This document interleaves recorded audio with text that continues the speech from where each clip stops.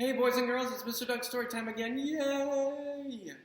And today we are going to be reading the story, Ada Twist, Scientist. This is a wonderful story. I can't wait to read it to you. The author is Andrea Beaty, and the illustrator is David Roberts. So a lot of books we've read have the same author and illustrator. They're the same person. They both write the words and they write and draw the pictures. But in this story, Andrea Beaty writes the words, Ada Twist, Scientist, and David Roberts draws all the pictures. Excellent. So this book is an awesome book. I am going to take the paper cover off because it just gets in the way. And it looks a little different, but it's the same. All right, here we go. Ada Twist, Scientist by Andrea Beaty.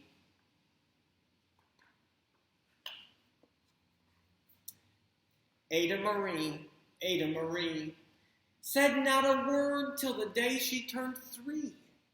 She bounced in her crib and looked all around, observing the world, but never making a sound. Look at that. That's her crib. She learned how to climb and made her big break with a trail of chaos left in her wake.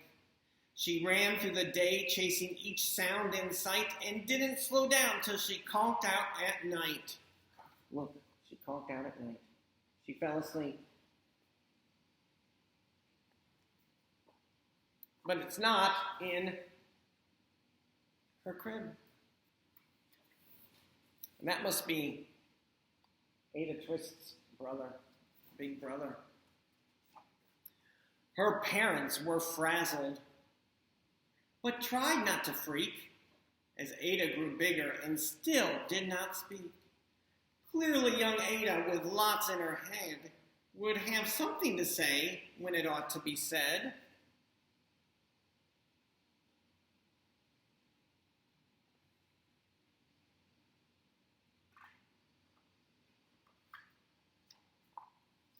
That's just what happened when Ada turned 3. She tore through the house on a fact-finding spree and climbed up the clock just as high as she could. Her parents yelled, "Stop!" as all good parents would. Because they wanted her to be safe, right? And that's not safe.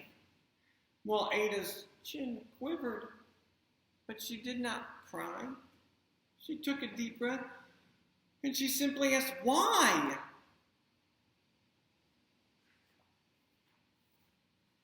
Oh, look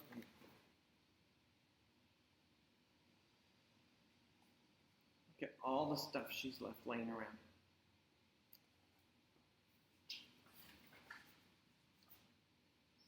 Why does it tick?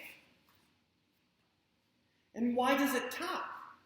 Why don't we call it a granddaughter clock? Why are there pointy things stuck to a rose? Why are there hairs up inside your nose? There's the pointy things stuck to the rose. Those are called thorns. And look, she's showing her dad the hairy thing, the hairs up his nose. She started with why, asking why, and then she asked what, how, and when. By bedtime, she came back to why once again.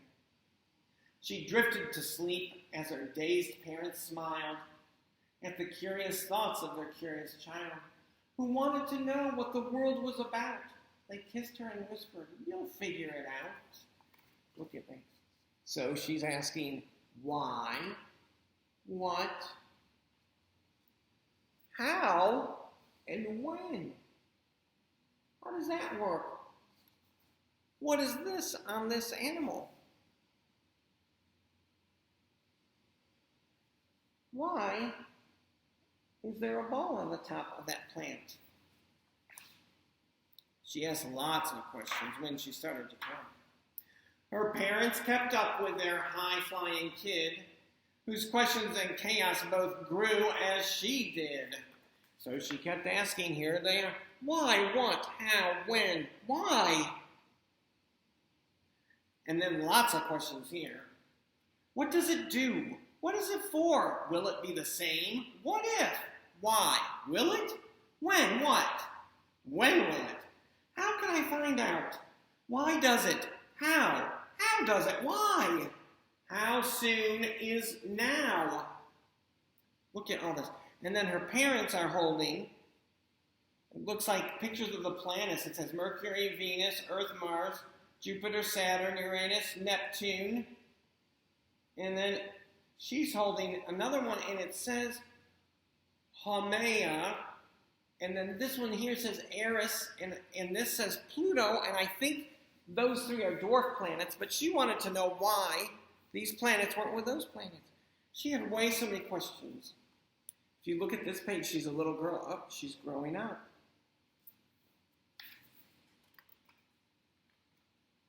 Even Miss Greer found her hands were quite full when young Ada's chaos wreaked havoc at school. But this much was clear about Miss Ada Twist. She had all the traits of a great scientist. Would you look at that? That is an excellent science experiment. I've tried it before.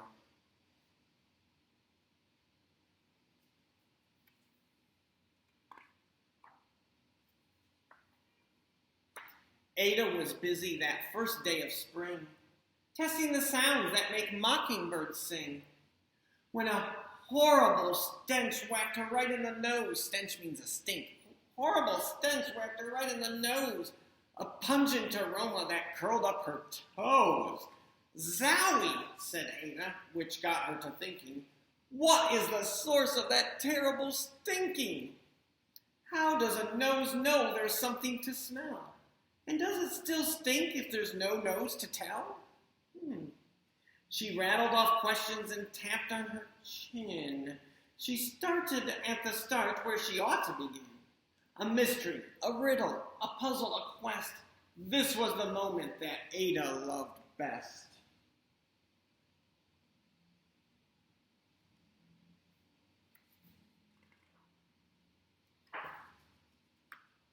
So Ada did research to learn all she could of smelling and smells, both the stinky and good. One hypothesis Ada thought could be true. The terrible stink came from Dad's cabbage stew. She tested and tested, but soon Ada knew it was time to come up with hypothesis 2. Hypothesis means a prediction, and she found out that the stink from Dad's cabbage stew was not the stink that she smelled. So she knew she had to go to a different idea, different prediction. Would you look at what she's doing? She actually put a vacuum cleaner hose on her nose and then put it in the stew so she could smell. Oh my goodness.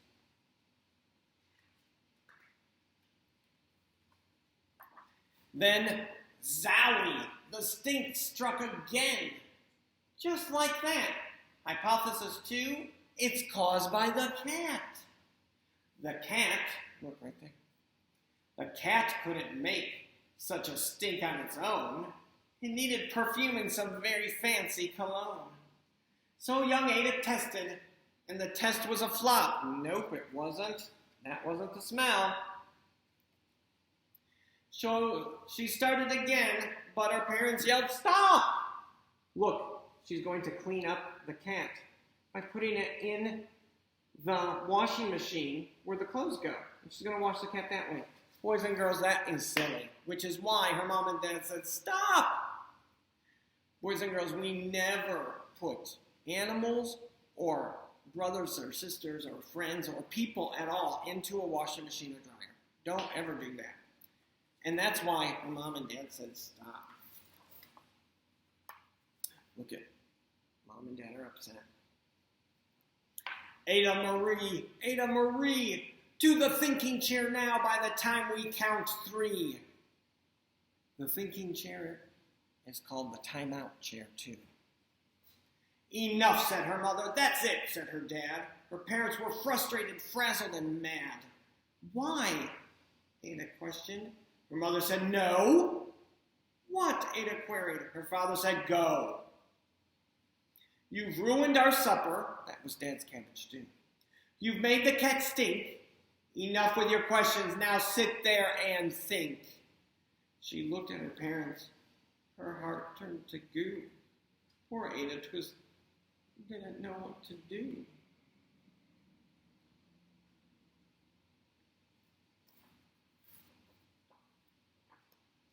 She sat all alone by herself in the hall, and Ada once more could say nothing at all. So she's in the thinking chair. She sat there and she couldn't say anything. She looked so sad. Look at her eyes. So sad. And so Ada sat. She sat and she sat. And she thought about science and stew and the cat and how her experience made such a big mess. Does it have to be so? Is that part of success? Are messes a problem?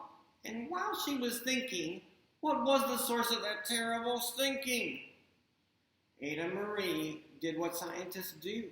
She asked a small question, and then she asked two. And each of those led her to 3 questions more, and some of those questions resulted in 4. As Ada got thinking, she really dug in. She scribbled her questions and tapped on her chin. She started at why, and then what, how, and when. At the end of the hall, she reached why once again. Uh-oh. She got a hold of a pencil, and she is writing on the wall. Boys and girls, do not write on the wall. Not a good idea. But she had so much going on in her mind, she needed to write things down so she could figure it out.